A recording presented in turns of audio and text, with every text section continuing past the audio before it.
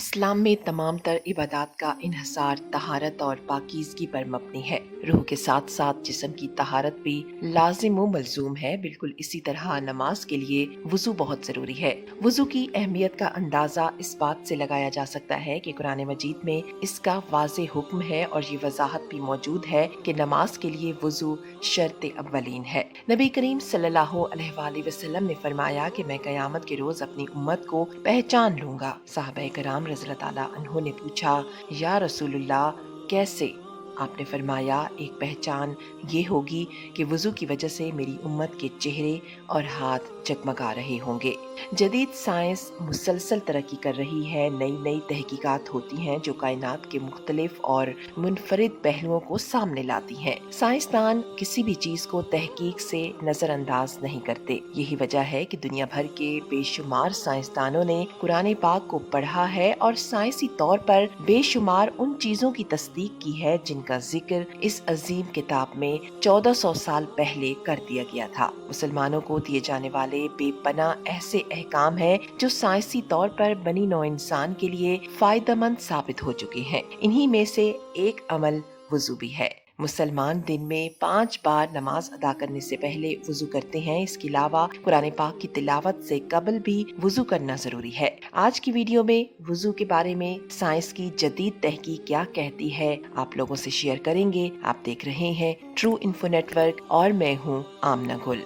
नाज़रीन कराम, वुजू करते वक्त जब हम हाथ धोते हैं तो हमारी उंगलियों के पोरों से दायरों की शक्ल में शुआएं निकलती हैं जिनसे हमारे जिस्म की बरकी तवानाई के बहाव में तेजी पैदा हो जाती है। अगर सही तरीके से वुजू किया जाए तो हमारे हाथों की उंगलियों में एक खास लचक पैदा हो जाती है जो हमारे अंदर मौजूद आर्ट की सलाहियतों को उभारती है। हाथ धोने के बाद हम कुलियां करते हैं जिससे हमारे मुंह की सफाई होती है और हमारे दांत मुख्तलिफ किस्म की बीमारियों से महफूज हो जाते हैं। कुलियां करने के बाद हम 3 बार नाक में पानी डालते हैं। नाक इंसानी जिस्म का अहम तरीन उज़्व है। नाक का सबसे अहम काम इंसानी आवाज को खुशगवार और दिलकश बनाना है। अगर हम नाक बंद करके बोलने की कोशिश करते हैं तो फर्क वाज़े तौर पे महसूस किया जा सकता है। नाक के पर्दे हमारी आवाज को मुतासिर करने में इंतहाई अहम किरदार अदा करते हैं। नाक बाहर की हवा को फेफड़ों की मुनासिबत से गर्म, नम और साफ सुथरा करती है। हर इंसान नाक के जरिए दिन भर में 500 क्यूबिक फीट हवा अंदर लेता है। फेफड़ों को वो हवा दरकार होती है जो जरासीम, गर्द और आलूदगी से पाक हो और इस काम के लिए अल्लाह ताला ने नाक की सूरत में एक छोटा सा फिल्टर हमें अता किया है। वुजू के दौरान नाक में जाने वाला पानी नाक में मौजूद नजर न आने वाले फाइबर्स की सफाई करता है जिससे इनकी कारकर्दगी में बेहतरी आती है और फेफड़ों को साफ हवा मुयस्सर आती है और इंसान बेपनाह बीमारियों से महफूज रहता है। वुजू के दौरान चेहरे को 3 बार धोने में भी बेशुमार फायदे पिन्हा हैं। इससे चेहरे की जिल्द नर्म और हमवार होती है और वो मसाम जो गर्द और आलूदगी से बंद हो जाते हैं वुजू करने से खुल जाते हैं। चेहरा पुरकशिश और खूबसूरत दिखने लगता है। अगर खून का बहाव बहुत तेज या बहुत आहिस्ता हो तो वो भी माकूल रफ्तार पर आ जाता है। चेहरा धोने के दौरान जब पानी आंखों में दाखिल होता है तो वो आंख के पट्टों को मजबूती अता करता है। आंखों की सफेदी बढ़ जाती है और पुतलियां चमकदार हो जाती हैं। जो लोग बाकायदगी से वुजू करते हैं उनकी आंखें खूबसूरत और पुरकशिश होती हैं। कोहनियों तक हाथ धोने से हाथों और कलाइयों में मजबूती पैदा होती है और हाथों की जिल्द नर्म हो जाती है।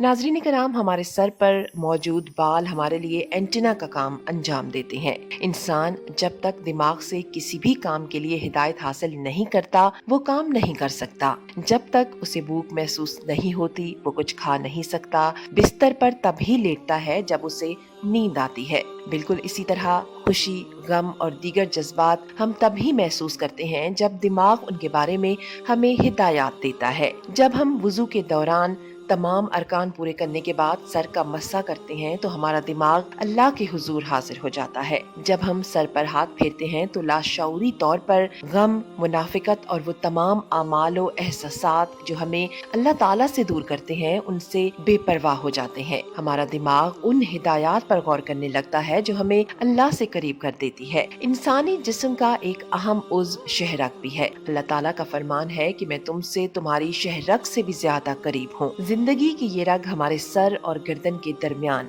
मौजूद है। गर्दन का मस्सा करने से हमारे जिस्म को एक खास किस्म की तवानाई मिलती है जिसका ताल्लुक हमारी रीढ़ की हड्डियां और जोड़ों से है। मस्सा के दौरान ये तवानाई हमारे हाथों से इस शहरग में दाखिल होती है और रीढ़ की हड्डी से गुजरकर पूरे असाबी निजाम में फैल जाती है। कुदरत का निजाम है कि चाहे पानी हो या तवानाई, इसका बहाव बेहद जरूरी होता है। वजू के आखिर में पैरों को धोने से वो तवानाई जो हमारे जिस्म के अंदर दौरान वजू जमा हो जाती है, इसका इजाफी हिस्सा जो कि इंसानी जिस्म के लिए खतरनाक होता है, हमारे पैरों के जरिए जमीन में मुंतकिल हो जाता है, जिसके नतीजे में हमारा जिस्म बरकी खतरात से महफूज हो जाता है। खुदा की कुदरत लाजवाब है। मालूमात अगर पसंद आए तो अपने दोस्तों के साथ शेयर जरूर कीजिएगा।